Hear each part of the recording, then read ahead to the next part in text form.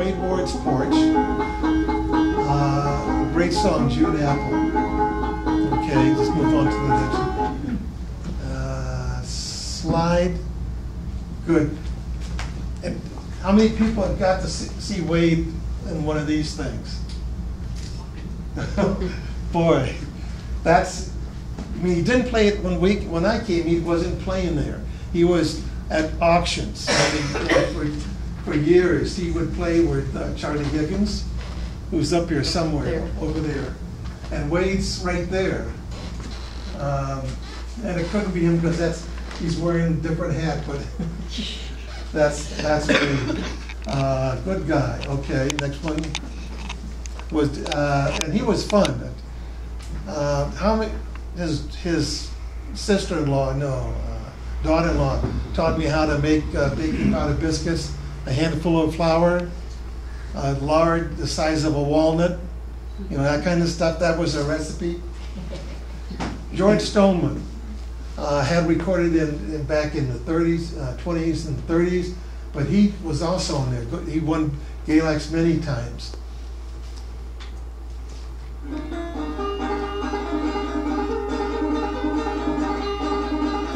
And that's him, and that's the Galax style. If Trish plays for you, we get a chance for her to play later. This is the style that she plays, okay? And it's different, you know, when you go over the mountains, as you'll hear, it's not the same, okay? But really exciting. Okay, go ahead. Then we come up with Fred. And what I do with my northern friends, even though I live in Richmond now, I still have some friends up there. And I give them this. This comes from a CD on County, which has just these 4 guys. Was in that first LP, and on purpose. And there are 4 different musicians, and I say to them, let them play and say, how many musicians are playing? And if they don't come up with the number 4, then I say, okay, that's nice, you know. But here's Fred. This is on his porch. And that's a song he wrote. And the banjo is really a neat banjo. This banjo is unavailable to most people. It's up in the Smithsonian. It was made by Kyle. However, I feel happy because this is gold flake formica.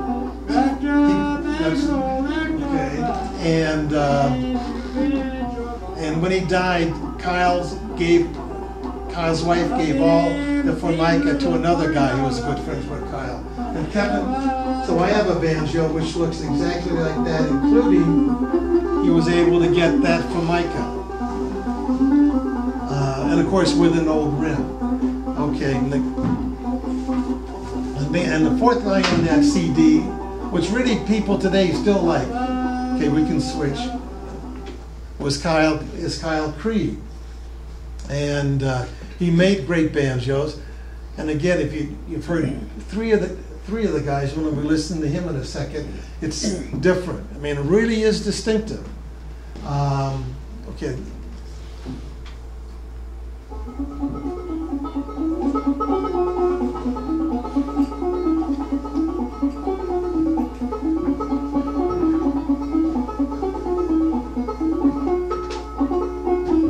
He's very economical. And I don't think and that's one of the trouble with the fiddle contest. You got judges who have their own mind. Okay.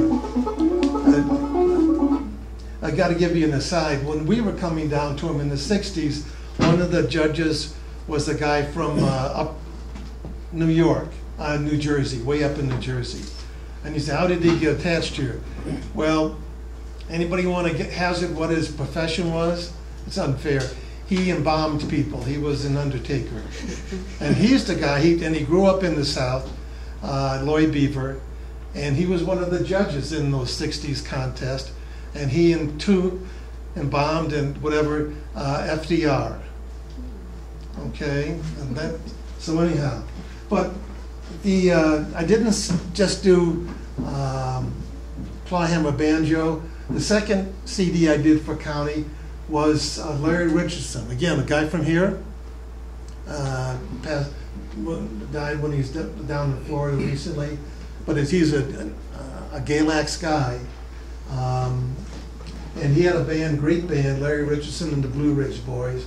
And so that was the second record that I recorded, and the second live recording for County Records.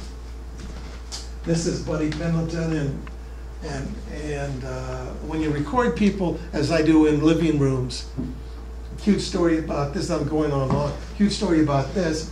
I was recording, and my wife was with me, and we're in Larry's living room, which was, you know, probably 3 of them could fit in here. So we take a break from the recording, and one nice thing about field recording is I don't have to, usually the musicians never get to hear what they recorded, but we took a break. My wife gets over in the corner and starts listening to the music, and Larry and I and the other guys in the band are talking, and all of a sudden we look around and someone's singing. And everyday people walk around with their things on, and they start humming. She was singing to the music. So anyhow, so that was the second recording for the county. The next one is, got to switch here, is goes out to Texas. I was working for a bank. They sent me to change my job a little bit, and I managed to get lined up to go to Texas. And life is full of all small things. Just before I got assigned to what Texas is, Texas, Oklahoma, New Mexico is my territory to cover. And that spring, before I'd taken more than 1 or 2 visits there, I go down to Union Grove, and Union Grove's had a fiddler that came all the way from Texas.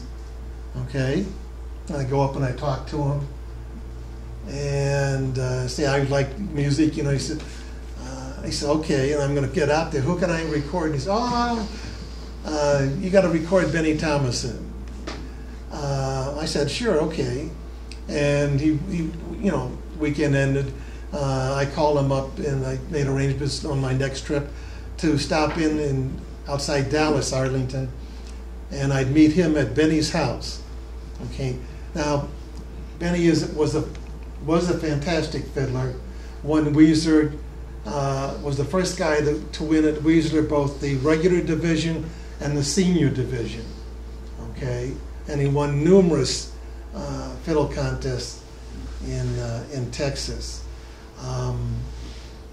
So I get there and I record him. It goes smoothly. And then they say, is there anybody else? They say, oh yeah. And they say, so we stop and he picks up the phone, and he calls Vernon Salomon, who's just north of Fort Worth. And Vernon says, oh sure, come up tomorrow.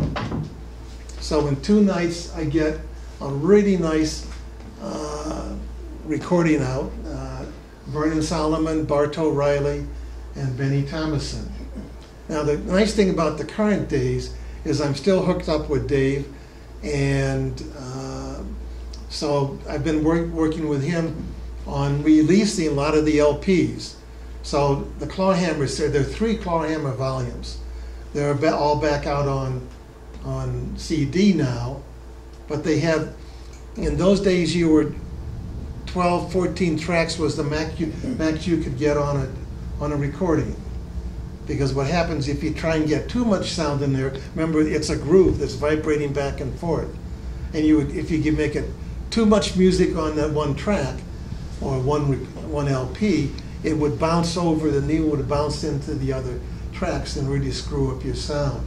So you had to keep the 12, 14 tracks all about 2.5 minutes. Same reason with 78s.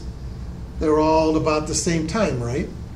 Because that's all the sound you could get onto a 10-inch 78. So that's been released with, and now it's a new county CD. And the neat part about that was, and that's what I'm doing now. You'll see, hopefully we have enough time. My recordings, when they come out now, like this one, the one which has, this is tunes from, it's classic, but it's mostly stuff that never came out before. When I had to go work for a living, make some money. And so I got out of the recording around 72. And there's this is what, 28 tracks, and only 6 ever made it to even to vinyl, okay? And so that's the nice thing about, at least with the CDs now, you can go back and catch up in yourself. Because it doesn't mean they weren't good tracks that didn't make it. It just in the mix of everything else, they weren't as good as the ones that did make it there. Okay.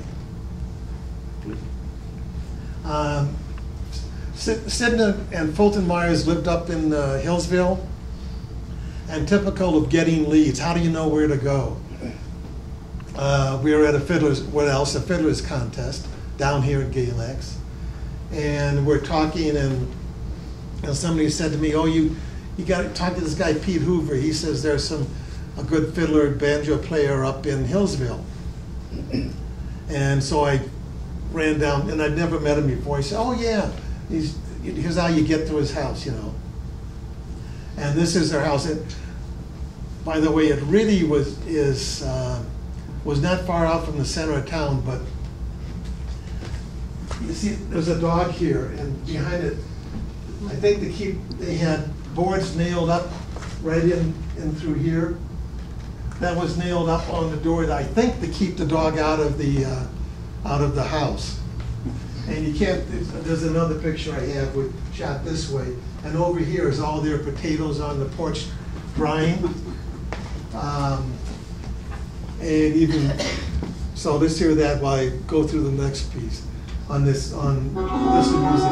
So turn down a little bit. So the other thing was that she had a son about 6 years old. So during the middle of the recording session, the son walks up and wants to get nursed, okay, and did. So you have run into all sorts of different things.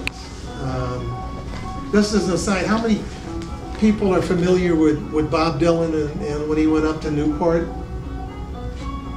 Okay, so true story. This girl here is Mary T. Vernon, was George Weins. This is the neat thing about the music, because you get so many different things. Mary T. Vernon, actually Bill Vernon's wife at the time, she was working for George Weins maybe, and he was the guy who ran the Newport Folk Festival and the Jazz Festival. And the year Dylan was there, I had really good recording equipment. And so Ralph Rinsler, who was one time Monroe's manager, then worked down in the Library of Congress, asked me to come up and help record the side things. You know, you have the main stage, and then at the daytime, you'd have all these small venues. And so I was up there, and I got to watch the evening show. And Dylan gets on, goes electric, okay? And it was steady booing. I mean, remember, the audience really wouldn't take it. I think they finally quieted the audience down, but it wasn't like a couple going like that. It really was, took a while for the audience to accept that Dylan had crossed over, had gone to the bad guys. So, okay.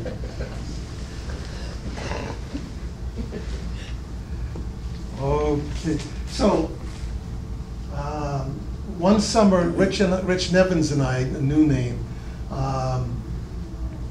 got together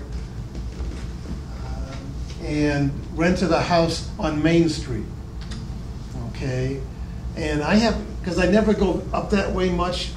It was a brick house, and I can't find it. And it was between the Fiddler's Contest area, that driveway, and the old chicken place on Main Street. Went to drive in and buy chicken. I'm getting a nod here. And somewhere, there was a two-story nice brick house. And we rented that for the summer, and we just went just about everywhere. It was, that's one of, in that summer I probably did more recordings than I did in most years, certainly in most years. Because I even went out to Texas that year too, to record.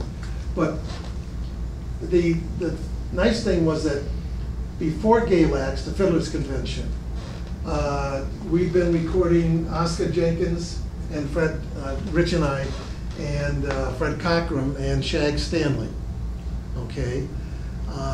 And believe it or not, they were in Fred's house, which is, okay? And don't remind me about the cricket.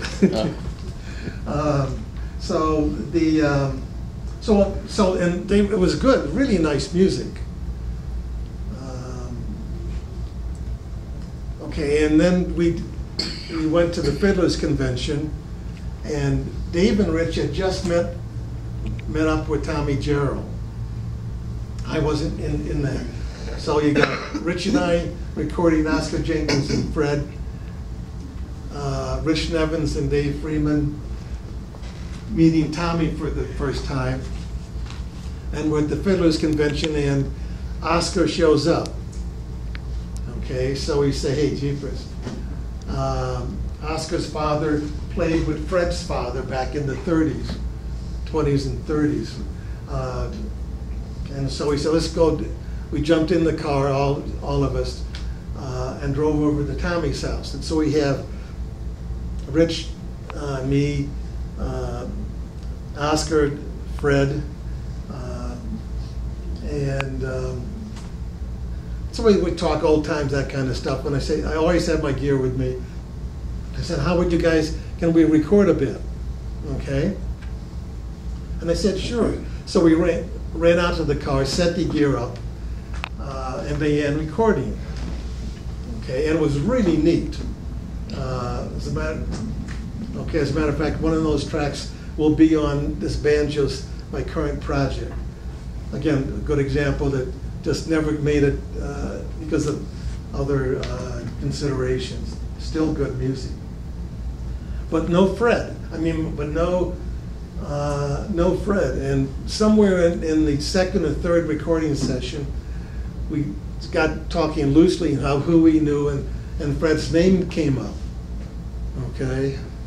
They said, oh yeah, I know that guy.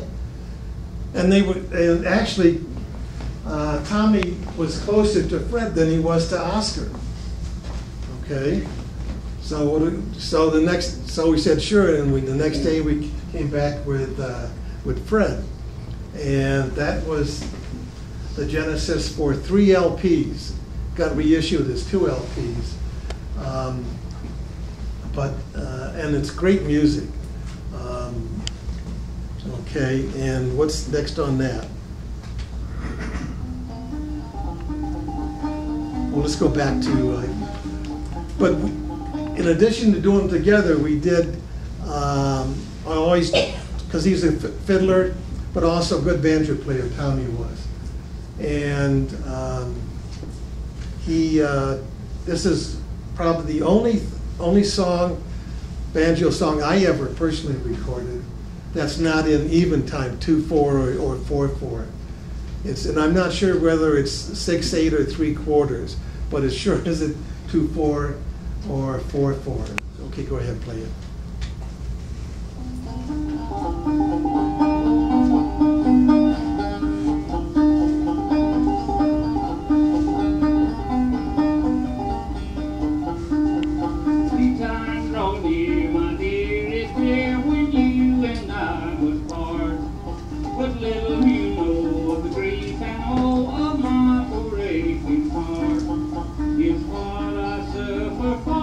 Take you on my love so dear. I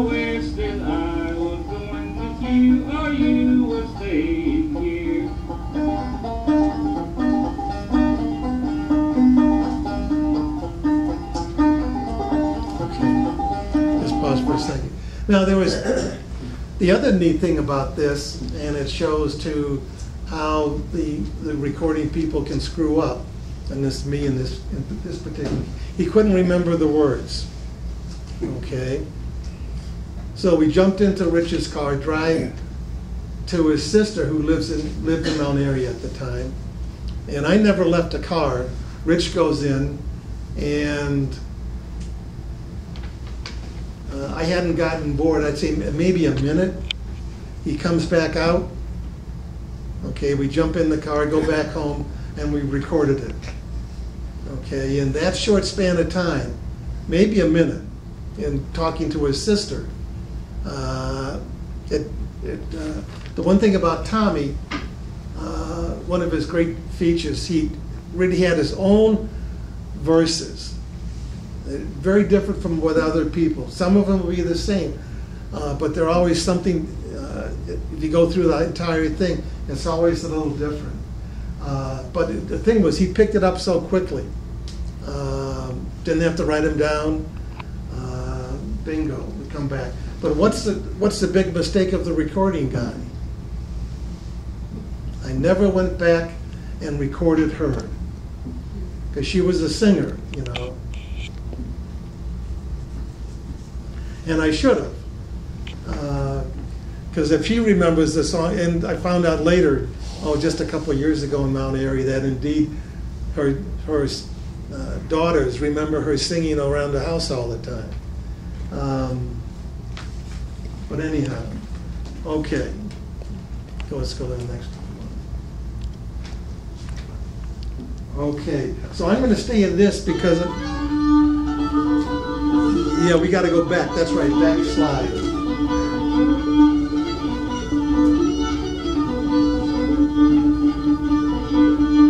So this is one of the, just Tommy and Fred.